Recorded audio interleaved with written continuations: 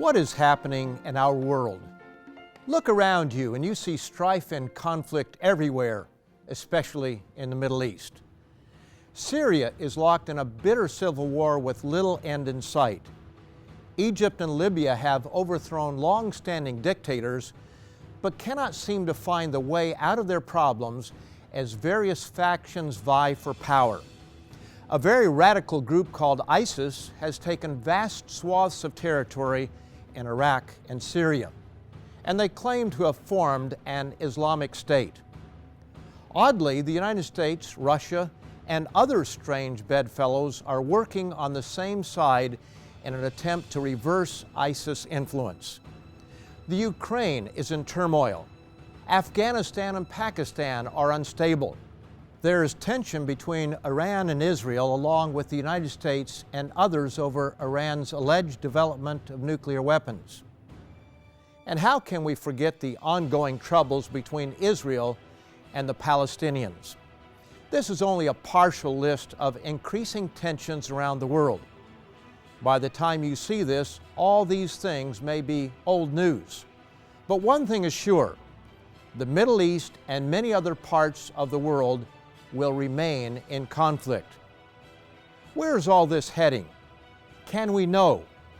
Few people understand that what is happening was prophesied in the Bible long ago. According to biblical prophecies, we are living in what is known as the end time, or the last days. And these prophecies reveal what we can expect for the immediate future. On today's program, I'm going to discuss 5 prophecies to occur in the last days. These are events and trends that will change your world and dramatically affect you and your loved ones, no matter where you live. Stay tuned.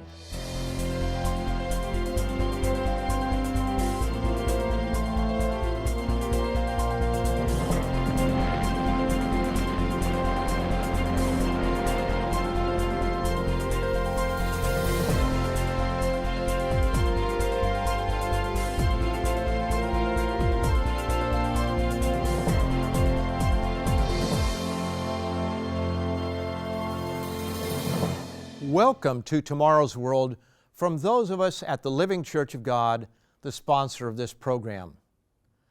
The Bible is a large book written by some 40 different authors over a period of 1,500 years. Part of it is historical in nature. Part is written in prose or poetry. It's filled with proverbs and parables. But surprisingly to many, between 1/4 and 1/3 of the Bible is prophecy, what we might refer to as history written in advance. And most of those prophecies are for our time today. On today's program, I'm going to give you 5 prophecies that the Bible declares will take place at the end of the age. We will see that these prophecies are being fulfilled right before our very eyes, and they will affect you and me. Now, the first end-time prophecy to watch for is the demise of the Israelite nations. Now, by this, I do not mean the destruction of the state that is today known as Israel. That will happen. But what few people realize is that the people we know of as Jews are only a very small portion of what is known as Israel. While Jews are Israelites, most Israelites are not Jews, in the same way that Germans are Europeans, but not all Europeans are Germans. This is absolutely essential to understand if we want to understand Bible prophecy. So let me explain. The Bible is mostly a book about the family of Abraham. God gave amazing promises to Abraham, and these promises were passed on to his descendants. Abraham's son Isaac had a son by the name of Jacob. And in Genesis 35:10, we read that God changed Jacob's name to Israel. So sometimes we read of Jacob and other times of Israel. But these are 2 names for the same person. Most Bible students are aware that God promised that from Abraham and his descendants would come the Messiah. But few understand that the promises to Abraham also involved great physical blessings. For example, in Genesis, the 35th chapter, and in verse 11, it says, "Also God said to him, I am God Almighty. Be fruitful and multiply. A nation and a company of nations shall proceed from you, and kings shall come from your body." When Israel was old and dying, he called for his son Joseph and Joseph's two sons, Manasseh and Ephraim. It was time for Israel to pass the birthright blessing on to Joseph, but specifically to Joseph's two sons. He first adopted Manasseh and Ephraim as his own sons, and he said, "Let my name be named upon them, and the name of my fathers Abraham and Isaac, and let them grow into a multitude in the midst of the earth." So the name Israel properly belongs to these two sons of Joseph. Then Israel pronounced individual blessings on each of the two, and in the process, guided by God, pronounced the greater blessing on the young one, Ephraim. When Joseph saw what was happening, he tried to explain to his father that Manasseh was the older of the two and should receive the greater blessing. But his father refused. Note it in Genesis, the 48th chapter and verse 19. But his father refused and said, "I know, my son, I know. He also shall become a people, and he also shall be great. But truly his younger brother shall be greater than he, and his descendants shall become a multitude of nations." Now we come to Genesis, the 49th chapter, where we learn what is prophesied for the end time. Notice carefully the use of the term, "the last days." This is what we are to expect of the Israelite nations during the times in which we are currently living. "And Jacob," meaning Israel, "called his sons and said, Gather together that I may tell you what shall befall you in the last days." In this prophecy, Israel described various characteristics for each of his 12 sons. To Judah he said that the scepter would not depart from him. In other words, the unending line of kings, the pinnacle of which was the Messiah, Jesus Christ, was to come through his descendants. But to Joseph, he describes great national wealth marked by abundant natural resources and great military power with which to defend against his enemies.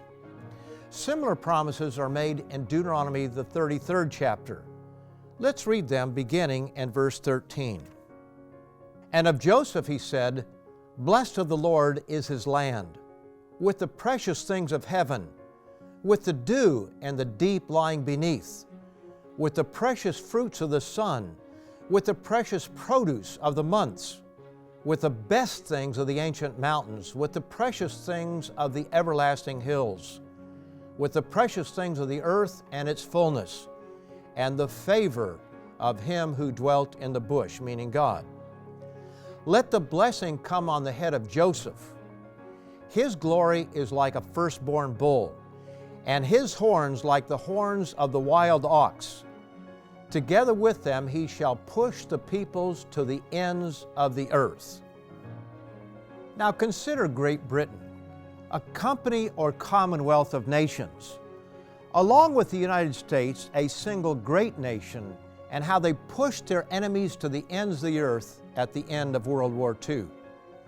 Try as we might, the biblical descriptions of these two brothers, Ephraim and Manasseh, cannot be found outside of America and the British Commonwealth of Nations. But the Bible shows us that when these nations are at the height of their power at the end of the age, a dramatic turn of events would occur. Because of their total rejection of God and His laws, they would fall from power. Here was a warning given to them long ago in Leviticus, the 26th chapter, verses 14 through 16. But if you do not obey me, and do not observe all these commandments, and if you despise my statutes, or if your soul abhors my judgments, so that you do not perform all my commandments, but break my covenant, I also will do this to you. And what do you suppose was the very first thing God said He would do to them when they despise His law? It says, I will even appoint terror over you. Yes, America and the British people, and that includes Canada, Australia, New Zealand, and South Africa, have come to despise God's laws. They cannot remove the name of God and His commandments off their monuments, out of their school textbooks, and rewrite history fast enough. And what do we see at this exact time? Terror, or terrorism. The prophecy goes on to describe famine, pestilence, and military disasters whereby they fall before their enemies. So our first prophecy to watch for and expect is the continual downfall of America, Australia, Britain, Canada, New Zealand, and South Africa. They will fall in stature, be plagued by natural disasters, and eventually collapse and be overthrown. Now, the second prophecy to watch for is a dramatic increase in ethnic, tribal, and sectarian violence. Matthew, the 24th chapter, records what is known as the Olivet prophecy. Here again, it is important to know the time setting of this prophecy.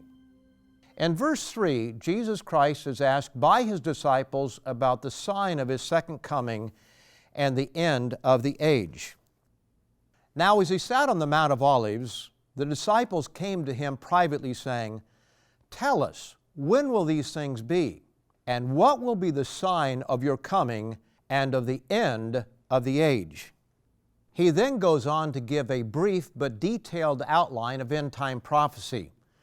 We could take any number of specific predictions found in this lengthy chapter, but we'll focus on the prediction of ethnic, tribal, and sectarian violence. Here we have it in verses 6 and 7. And you will hear of wars and rumors of wars. See that you are not troubled, for all these things must come to pass, but the end is not yet. For nation will rise against nation, and kingdom against kingdom. Today we see small wars breaking out all around us. Tensions between nations are increasing. But this passage of Scripture is a little more specific and descriptive than it might first appear. And what it tells us is what we are seeing in our newspapers and on television newscasts.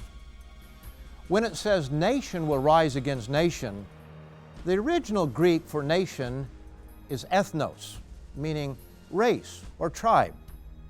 In other words, one ethnic group against another ethnic group. And this is exactly what we are seeing in Africa, the Middle East, Europe, and Asia. Various ethnic, tribal, and religious groups are opposed to and war against one another on a scale that the world has rarely, if ever, seen. One specific conflict described in your Bible can be found in the book of Daniel, when a future king of the south, based in the southern Middle East, will provoke a European confederation described as the king of the north. And notice again the time setting. In Daniel 11, starting in verse 40, it says, At the time of the end, the king of the south shall attack him, and the king of the north shall come against him like a whirlwind. He shall also enter the glorious land, and many countries shall be overthrown. Our third prophecy to be fulfilled is one that will not happen immediately, but the stage is clearly being set for it. It is conflict leading to the annihilation of all life except for Christ's return. In addition to ethnic and sectarian violence, Jesus showed that this would spin out of control to involve whole nations and blocks of nations. Matthew 24 and verse 7. For nation, that is ethnos, will rise against nation, and kingdom against kingdom. And where did Jesus tell us all these conflicts are leading? Here is his sobering message in verses 21 and 22. For then there will be great tribulation, such as has not been since the beginning of the world until this time. No, nor ever shall be. And unless those days were shortened, no flesh would be saved. He is describing a time when God's intervention is the only event that will prevent the total annihilation of all life from this planet.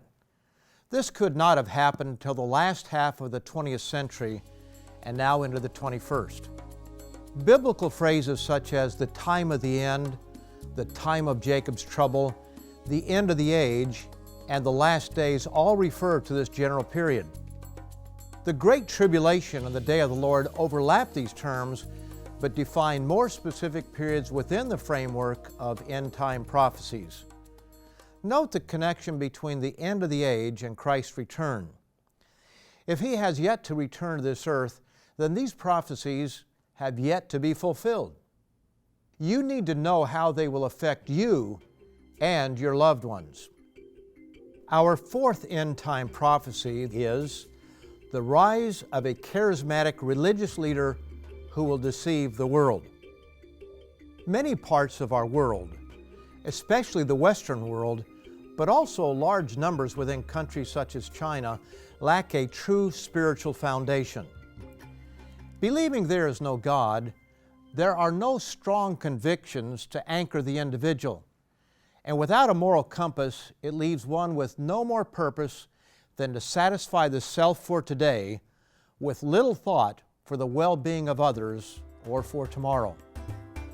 If you would like to discover more about how this topic impacts your life, order your free copy of today's featured literature by calling 0832-2255-132. Mobile users can call or SMS 779-889-5987.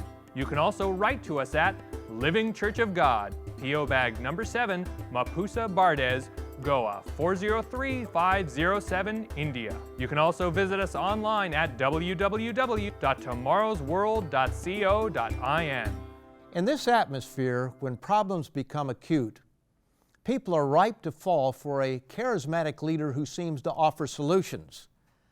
As the popular saying goes, the man who stands for nothing will fall for anything. And our world is ripe to be led astray. The Bible describes a very charismatic leader that will emerge on the world scene at the end of the age. 2 Thessalonians 2 addresses the subject of Christ's return. This, of course, is at the end of the age, but some in Thessalonica were confused by misleading reports. Paul then explained, beginning in verse 3, that two major events had to first occur.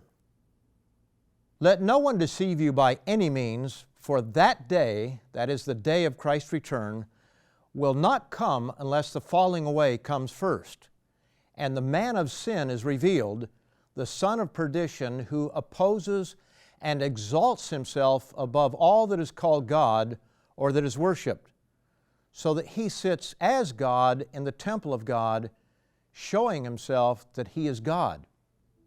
The passage goes on to show that those who are lacking a foundation and the very truth of God will fall for the lies this man proclaims. He'll be a very popular figure who will perform convincing but false miracles, by which he will deceive the world.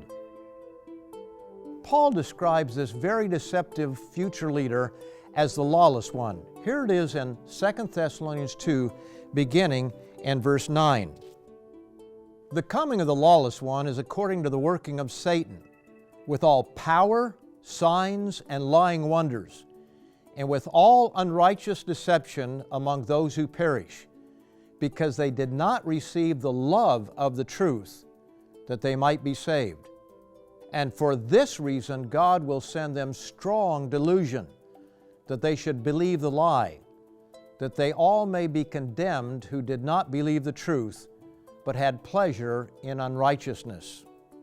Only those who know the truth and who live by that truth will understand what is happening. A fifth end-time prophecy to look for is the rise of a strong leader in Europe. This man is known in Bible prophecy as the Beast.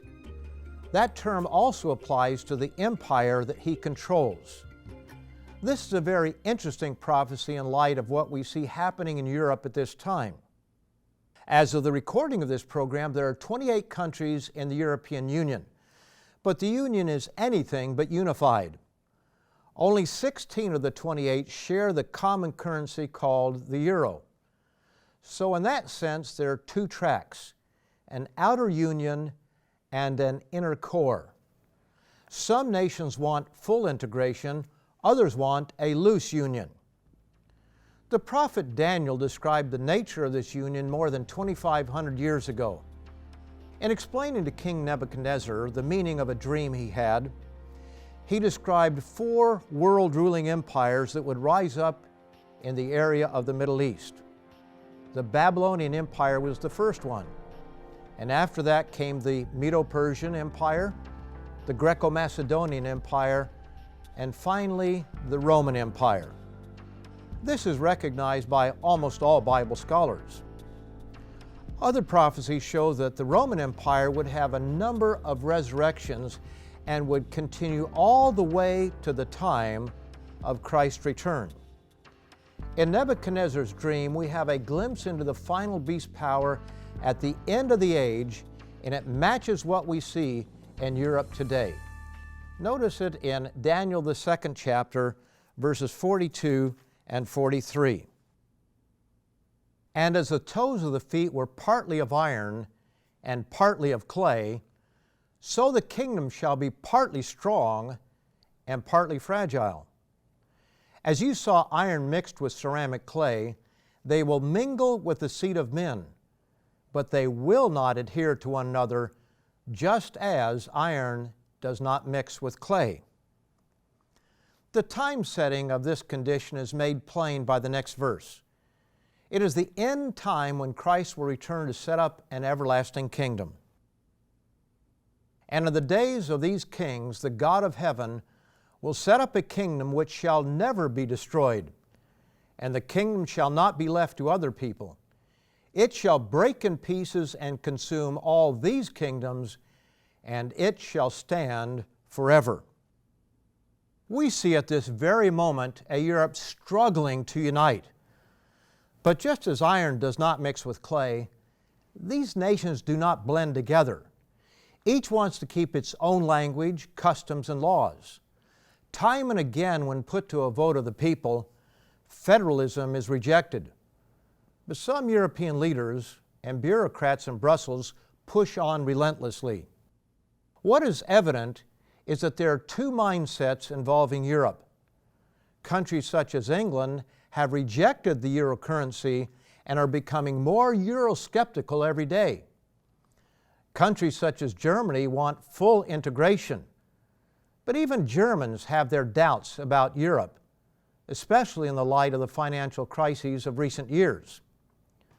But here's an interesting part of the prophecy found in the book of Revelation, the 17th chapter.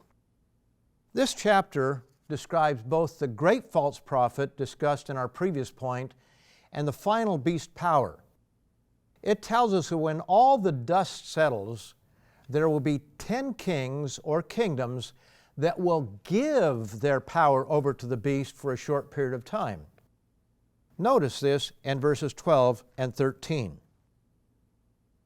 The 10 horns which you saw are 10 kings who have received no kingdom as yet, but they receive authority for 1 hour as kings with the beast. These are of one mind, and they will give their power and authority to the beast. As time marches onward, you need to heed Jesus' admonition given in Luke the 21st chapter, verse 36, to watch and pray. Pray for God's guidance and protection and develop a close relationship with Him so that you don't fall prey to the coming false prophet. Learn his way of life and dedicate yourself to it. Watch world events and especially be on the lookout for the fulfillment of these 5 end-time prophecies. The demise of the Israelite nations, a dramatic increase in ethnic, tribal, and sectarian violence, conflict leading to the annihilation of all life except for Christ's return, the rise of a charismatic religious leader who will deceive the world, and the rise of a strong leader in Europe. There are far too many end-time prophecies to cover in a short program as this, and even the ones we have covered are not covered in complete detail. If you would like to learn more about end-time prophecies, please go to our website that will be shown momentarily, where you can read or download our informative booklet, 14 Signs Announcing Christ's Return. This booklet outlines 14 end-time prophecies in detail and provides a foundational framework for understanding end-time Bible prophecy. These prophecies are sure. They will come to pass, and they will affect your life, no matter where you live. Mankind is heading toward a crisis that is going to spin out of control, and only the return of Jesus Christ will save us from our madness. He will then begin a new age for mankind that we call tomorrow's world. Be sure to come back again to learn more about that wonderful world to come. See you next time. If you would like to learn more about today's topic, visit www.tomorrowsworld.co.in to read or order 14 Signs Announcing Christ's Return. This free booklet explores the events clearly outlined in the Bible which must take place before the return of Jesus Christ. Call our landline at 0832-2255-132 or our mobile number 779-889-5987 to order this inspiring booklet. Or send your request to Living Church of God, P.O. Bag number 7, Mapusa Bardez, Goa 403507, India. www.tomorrowsworld.co.in also includes valuable articles revealing God's principles for living an abundant and happy life, while providing rare insight into current and future events. Call, write, or visit us online today.